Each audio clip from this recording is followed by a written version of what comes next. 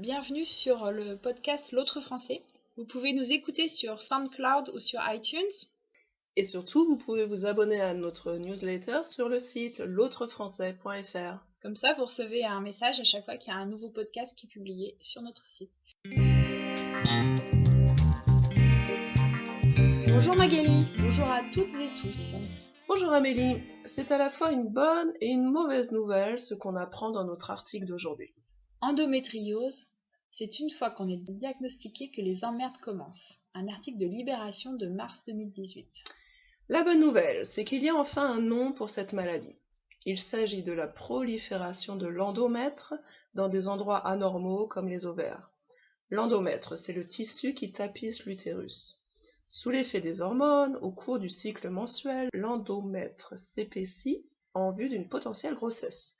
Et s'il n'y a pas fécondation, il se désagrège et saigne. Ce sont les règles. Un sujet qu'on a déjà traité dans un podcast, non ? Oui, les règles, l'écoulement mensuel de sang.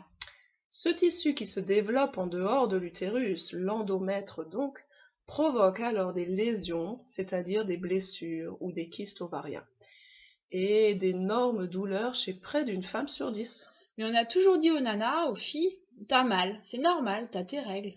Des problèmes de meuf, donc t'es une femme, c'est normal de souffrir. Mais ça, c'était la bonne nouvelle. Il y a donc un nom pour cette maladie. Oui, cela veut dire qu'on a de plus en plus de connaissances sur le sujet et de médecins formés. Ouf, soulagement. Mais la mauvaise nouvelle, elle est annoncée dans le titre, les emmerdes commencent après le diagnostic. Les emmerdes ou les emmerdements, ce sont les problèmes. Oui, les gros problèmes. On dit avoir des emmerdes ou bien être dans le merdier jusqu'au cou. Assez imagé ces expressions. Il n'y a pas de remède miracle à cette maladie. Il y a des possibilités d'opération ou des traitements, mais le bout du tunnel est souvent loin.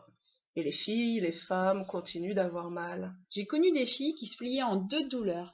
Elles avaient un mal de chien, c'était à hurler. Ou à chialer, le verbe familier pour pleurer. Car à part serrer les dents et attendre que ça passe, des larmes, de la sueur et du sang, c'est un peu le programme. Et prendre son mal en patience, comme le dit un dicton populaire. Oui, enfin ça fait vraiment flipper d'avoir mal et de ne pas savoir pourquoi. Ça fait flipper ou baliser, ça fait peur, oui. J'ai mal au bide, rien que d'en parler. Mais non, si t'as mal au ventre, c'est que t'as faim. Ah oui tiens, c'est l'heure de manger. Mais avant d'aller se remplir la panse, le vocabulaire du jour. Une nana ou une meuf, c'est une femme. Ouf, c'est l'interjection pour le soulagement. Une emmerde ou un emmerdement, c'est un gros problème. Être dans le merdier jusqu'au cou, c'est être plongé dans les emmerdes, dans les problèmes. Voir le bout du tunnel, c'est voir une solution, la fin d'un problème. Se plier en deux de douleur ou avoir un mal de chien, souffrir physiquement. Chialer, c'est le verbe familier pour pleurer. Serrer les dents, supporter quelque chose de désagréable. Prendre son mal en patience, c'est être patient tant que cela passe. Flipper ou baliser, c'est avoir peur. Le bide ou la panse, ce sont des mots familiers pour le ventre. Allez, au revoir. Abonnez-vous et faites-nous entendre sur l'autrefrançais.fr.